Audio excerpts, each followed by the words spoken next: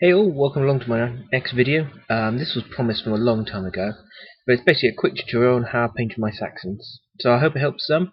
I don't pretend to be the best painter around at all, but someone back along had asked me to do this, so here it is.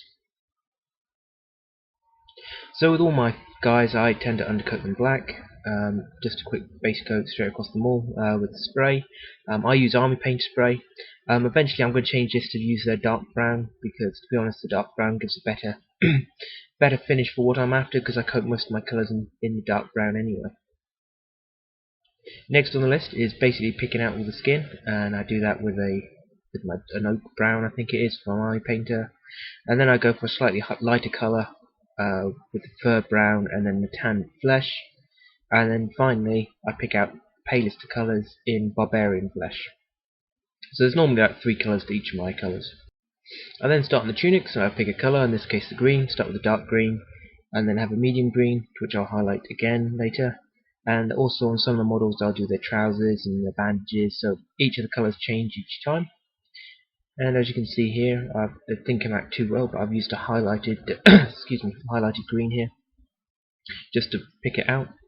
I've done the same again then with blue, and I also then did yellow and red. All colours available at the time. Yellow from onions, red from madder, green grass, blue woad, but then depending on where you're from, because in some parts of the country the woad will give a green dye instead of a blue dye. Sorry for the flash, but my light decided to stop working, and here I've just gone over all the areas in brown, again using the oak brown. So next up I highlight the browns, again using 3 colours. And take it even lighter again to the slings where I've used it as cloth instead of leather or anything, just to finish off the shoes and belts and stuff. I then start working on their hair. Again I use 3 different colours. In this case I use black, blonde and grey. They're relatively easy to do. The more I do, the more different colours I'll add into it, so eventually the units will be really mixed up. But this is how I do it for now. Also take the time to put in the last bit of details, a bit of metal work on necklaces and stuff like that I've added in. And then finally I go around with a dry brush with a dark brown again. I just dry brush all the edges of all the bottom clothes to give this kind of muddy effect. I'm not quite sure how well it shows up here. I go around with a dark brown and then with a pale brown over that as well. I do all the trousers, sometimes the elbows, anything else, just to break up the solid colour of the kirtles that they have.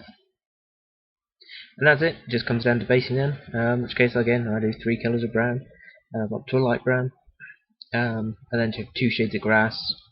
And as you see I've got it on a movement tray here, ready for just for war and conquest.